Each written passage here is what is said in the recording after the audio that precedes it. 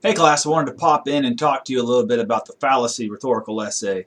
A lot of times I can write things down and until you hear it said, it doesn't make a lot of sense. The first thing I wanted to say is that the requirement is 3 to 4 pages. It needs to be turned in on safe assign, and you'll also need to have your peer edits included. So there should be 3 peer edits with the paper itself. And so you can do the 3 peer edits as their own document. You can scan them in, that's fine with me. And then the paper itself can be its own document. So I should have it set up so that you can do that. If there's any issue, as always, email me. But I want to give you an idea for the paper. So with the rhetorical fallacies, they are useless if we don't understand why they're used. And so the first idea is that after you've gone through and you've understood these and you've taken the test and it all makes sense, you're going to pick one. And to me, it doesn't make a lot of difference which one you pick, but some are better than others for this particular project. So for example, if you're looking at your paper and you're trying to think about what you want to write, let's say you decided to go with appeal to pity. Alright, because appeal to pity is one that is pretty simple. We understand it. You're trying to use people's emotions against them, right? You make somebody want to cry, somebody feels sad, and so what you'll do is you'll go through and you'll find different examples of an appeal to pity throughout media or somewhere else. And then you're going to basically give me the explanation of what that would look like, and then you're going to analyze that. So think about, for example, if you were to see the Sarah McLachlan video from SPCA. You would describe the video itself, saying that as it starts, here's what you see, there's dogs, there's animals, they're downtrodden to say the least, and why are they showing you those animals? They're not going to show you the happy animals at the SPCA because while happy animals are nice, you don't necessarily want to go save those animals. They want you to feel sorry for those animals so that you'll come to their aid and rescue them. But the other thing that you have to look at is what else are they giving you? They're giving you Sarah McLachlan's song, and that song is about her dying friend, right? Her dying human friend, thereby equating a dying human friend to a dying animal friend, which many of you probably feel that way about your animals. I am not a real animal person, mostly because of allergies and partly because I'm just not. They're cute, I get it, but so it is sad to see that. You see the dog with the hurt eye and limping and these things. So they're trying to do an appeal to pity. Another example that's available to you guys is the Suzanne Summers one. Excuse me. And this is an older one. And what she's doing is she's showing you the most pathetic situation possible, that these people need help. There's people that need help in Raleigh, right? They're on the side of the road at 42. They need help. Why can't we help them? Why does it have to be the most pathetic place in South America to help these people? In Haiti, they show you these people with a distended belly and the little child with the fly that has landed on their eye. It's pathetic. And why do they do that? Because they're trying to appeal to your sense of pity. They want you to feel bad. And as people in America who are pretty free and have money readily available and we have government assistance, a lot of times we forget that there are places in the world like that, and what they're trying to do is remind you of that and then play on your emotions so that you'll give $3 a day, just whatever you can afford, an appeal to emotion. And the last thing you might do is go look at something in the political area, and a lot of politicians will try to make you understand that someone's going through something difficult. So Obama a lot of times would have as part of his speech, he'd bring out someone who'd gone through a hard time.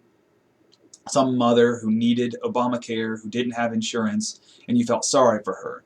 The realistic part of the situation is that there are people that probably really do benefit from that, but there's also a lot of people who were hurt and had to pay more on premiums and that didn't need insurance anyway. It didn't affect me much as a public worker as far as it went, but when I see that it did help people, I feel good about it. But I'm left understanding only what's given to me, and so I have to analyze, why would Obama give me this poor mother? Because you feel sorry for the kids, right? And the kids can be helped. And this mother who's working hard, he didn't bring out the people that the small business owners who save money on their insurance because of it, because we don't want to hear that. That doesn't appeal to our emotions, at least not one that would help sell his idea. That might make us angry, but not what he was going for. So after you combine these three things and you've properly explained them, kind of like what I just did, you've analyzed why. It's very important, why, not just what, but why. Not what's going on, but why are they using that song? They're using that song to make you cry and feel bad. And so it's important that you understand that. So once you've got these three examples analyzed, you'll look at it from the sense of the rubric, and you'll see that you've got those three examples. You'll also want to make sure that you've got an introduction, a very solid introduction to, first of all, fallacy, mostly. Why does it work? The understanding of it. And that should be an opening paragraph where you don't necessarily mention your examples, but you explain why appeal to pity works, and then give examples to show or illustrate how it works. The last step is, I guess, is going to be your conclusion and some sort of evaluation, both on the examples as well as the actual fallacy itself. And so think about why it works, and it's not just a recap. I don't need just another recap. I just read the paper. I don't need a recap. So try to add something that is important and that we need to understand about human emotion or something like that, because that's what's really different, is that you need to add something to it. And so the last thing I'll mention is that be sure that you're consistent in your point of view in this. First person point of view is I, me, we. Don't use that. That's not research. That's narrative. You is second person. And so if you had an example, I want you to understand, that's conversational. That's second person. Also, do not use that in research, because that's conversational and that's not what research does. Research is one might believe, or a person might understand, or the average consumer might be tricked by third person.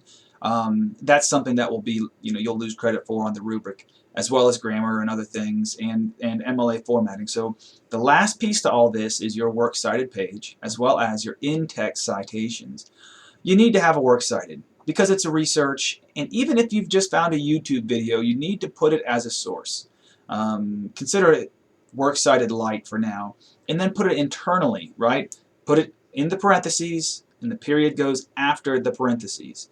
And so it's important that you put that in there as well, because those are points that can be lost.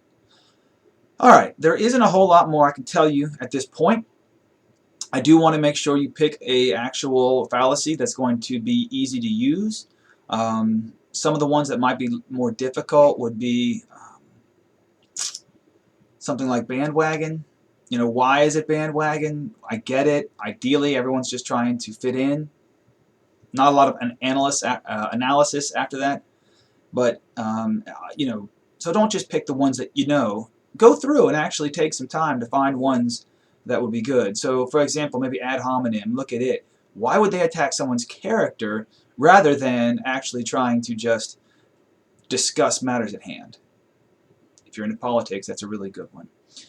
Okay, so I hope this is helpful. I will have another one for you with the other two papers, but I wanted to just put something out there so that we can have some discussion started. Good luck, and as always, email me if you have an issue.